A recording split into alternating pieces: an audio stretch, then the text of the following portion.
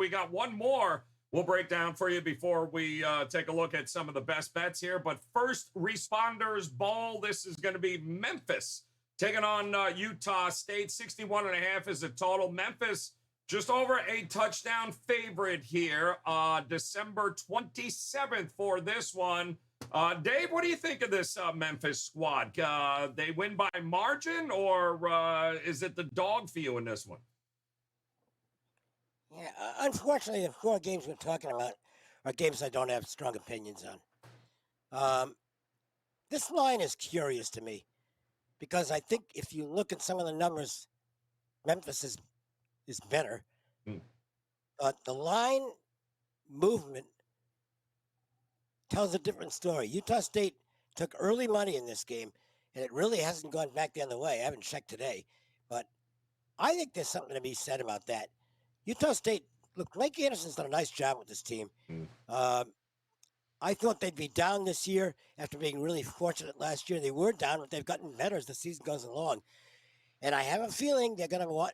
Look, I don't think Memphis is going to be excited to play Utah State. And in minor bowls, I tend to look at the team, particularly if they're dogs, that I'm pretty sure is going to be more enthused to be there. I think it's Utah State. So even though Memphis is the better team, I think this is one of those games where the energy level is what gets you to the pay window. And I think Utah State finds a way to compete in this game. Yeah, and they've done, the Mountain West there, Tony Mejia, have been pretty profitable as an underdog. I think 11-4 since 2015 in bowl matchups here. They're getting a little more into touchdown. Are you a believer in Utah State possibly not only covering, but hell, maybe even winning it outright? Yeah, I mean, I like Blake Anderson too, and his team played much better down the stretch. Which is ironic because they lost their top two quarterbacks to injury. And Cooper Legas, I think that's how you say his name. He can beat you with his legs. He played really well down the stretch. They won't have their top running back though in this game. Calvin Tyler, 1,000-yard rusher, opted out.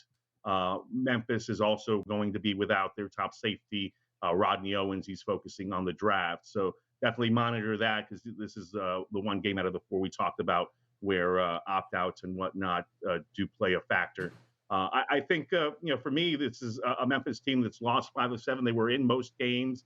I'm surprised Ryan Silverfield's seat wasn't a little hotter than it was just because of the fact that they seem to come up short in most contests. Their most recent loss was to SMU by 3 points. They lost to UCF in a game they should have won 35-28. They were in that in the fourth quarter. 10-point loss to Tulane. They lost that game to Houston. That was ridiculous. Where had that game in the bag in the fourth quarter. I think Houston rattled off at least 14 points in the last minute something, 133-32, lost a 4 overtime game to ECU. So, I mean, we could be talking about a 10-win Memphis team as opposed to a 6-6 squad. That being said, I think they are the more complete team out of these two. But I'm looking towards the total here, which I'll save for my best bet. All right, good stuff there. How about it, Bryan Power?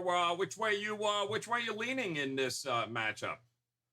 Well, I would be remiss if we did not bring up the last time we saw Utah State, worst beat of the year for anybody who was on them. That game against Boise State when they go from what looks like an outright win to not covering as a 17-point dog. You don't see that every year. They'd actually won 3 in a row before that, like Tony said. And close games really define these teams in 2022. Joe, Memphis, as Tony pointed out, a lot of close losses, 0-4 in games decided by 7 or less, 3 of those by a field goal or less. Utah State was 4-0 in games decided by 7 or less.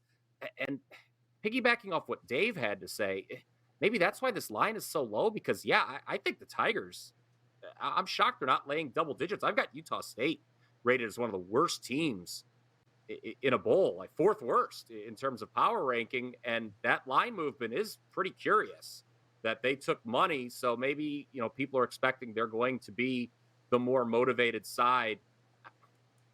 I make the number double. I mean, double digits. I haven't decided to play it or not, but I think I would lay the points actually here. If I was going to play this game right now, we've still got some time to decide. Well, we have a full week still. So I'm leaning Memphis as of right now, but I'm going to keep an eye on that line, Joe, over the next several days. All right, good stuff there. Had to remind me of all those interceptions and turnovers there, and just almost broke out in the highs remembering that game. Appreciate that.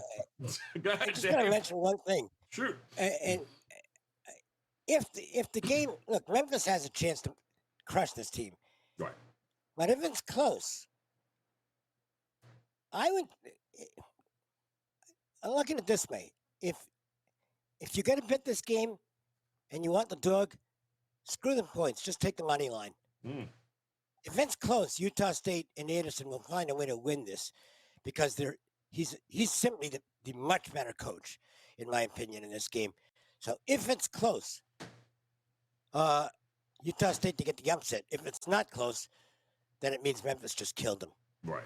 That's good. That's a good point there. First Responders Bowl, guys. That's Memphis, Utah State.